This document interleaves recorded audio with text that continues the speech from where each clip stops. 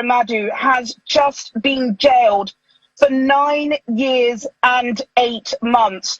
He, of course, had 2 co-defendants. There were 3, but we know that Sonia Ekweremadu was found not guilty in March. But his wife, Beatrice, today has been sentenced to 4 years and 6 months in prison, while Obinna, or better described as the middleman, has received a 10-year prison term.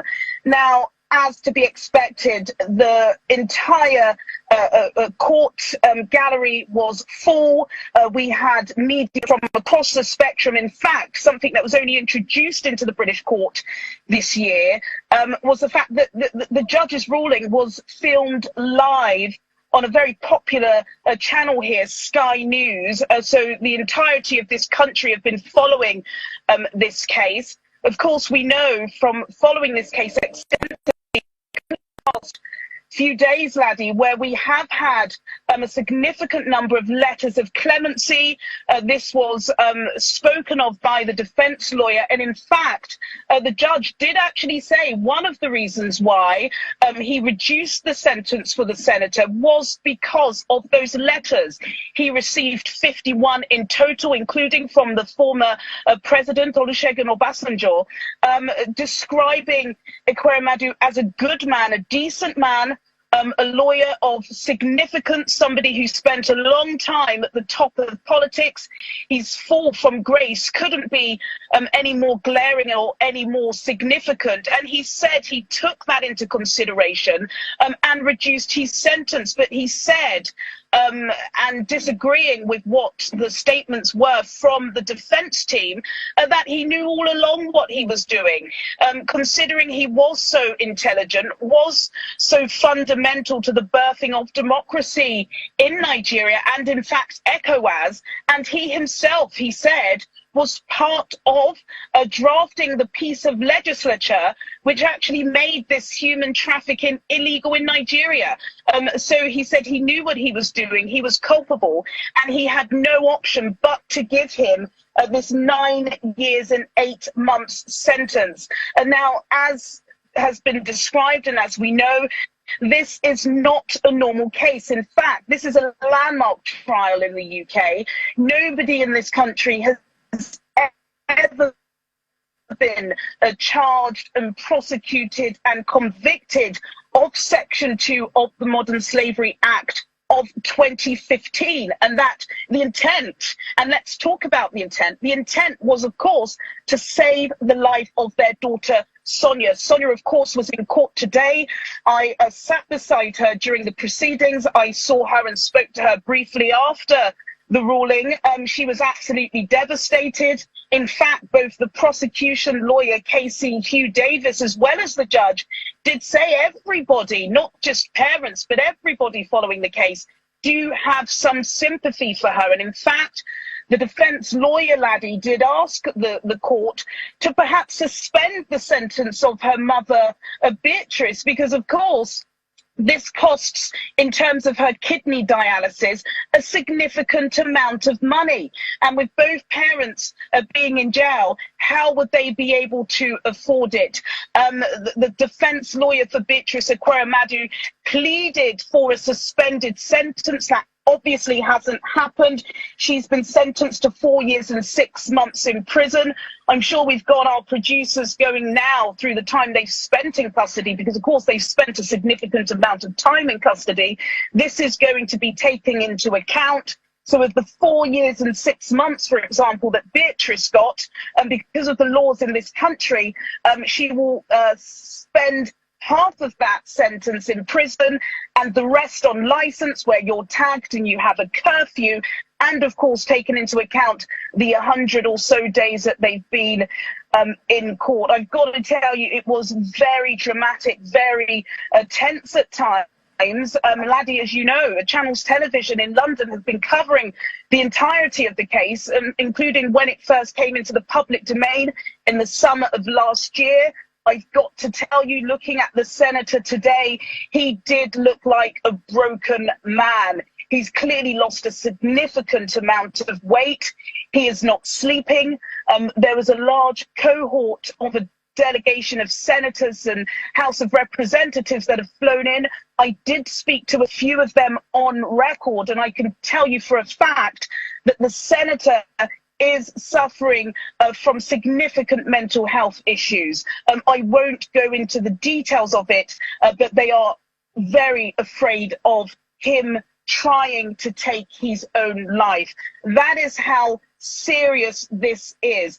I did speak to the Sunrise team this morning. I was asked whether or not the letters and the pleading of clemency would be taken into account. I wasn't sure of that, but it did make a difference. The judge said in his summary that he read each and every individual of those 51 letters, and he did say about all three of the defendants that they were of good character, and that this is an isolated case and it is landmark in its fruition. So yes, just to re-emphasize the breaking news that's just happened just less than 30 minutes ago.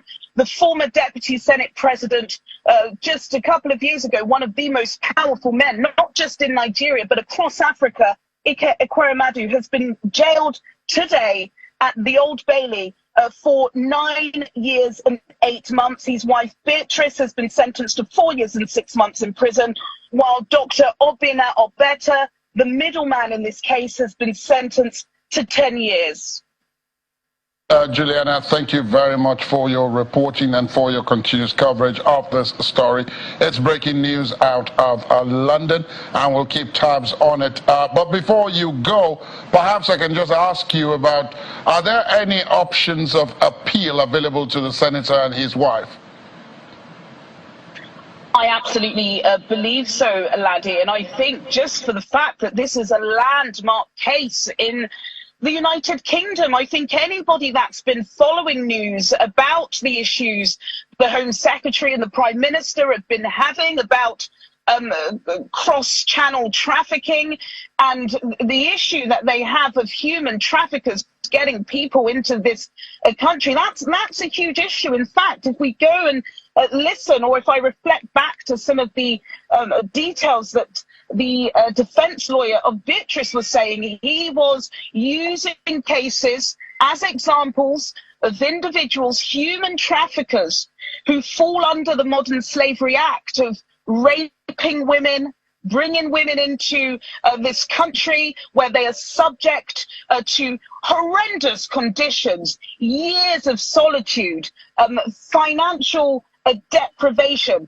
This is not the case in this trial. This is a case of a victim of circumstance. Certainly, a crime has been committed here, but does the senator and does this conspiracy warrant over 10 years in prison, or up to 10 years in prison? Another significant factor, which I should mention, is the victim who, just to be clear and just to make it clear for our channel, still cannot be named for legal reasons. There is a reporting restriction on this individual's name. He was shown to be a liar. He lied on several occasions. We were shown 2 pieces of crucial evidence where he handed himself into police on the 5th of May. So in fact, as time would have it, exactly a year ago today, this victim handed himself into police. He lied to police saying that he was 15 years old, that he had no family, that his parents died when he was very young. We know that's not the case anymore. He also lied on a second occasion to police. We saw that video evidence. Is this individual somebody of good character? Well, that's something for the defense lawyers to try and appeal in court. Certainly, there will be an appeal. There is outrage, not just from the delegation that flew in, but from those who believe that the intent was never evil and the fact that the act wasn't taken out.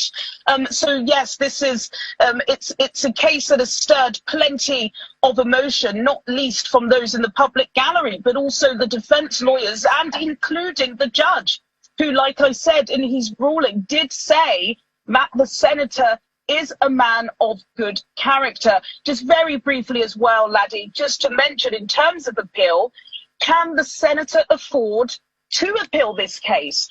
He has spent a ridiculous amount of money on his legal counsel, not only for himself, but of course for his wife and Sonia, trying to undergo private medical care in this country costs a significant amount of money.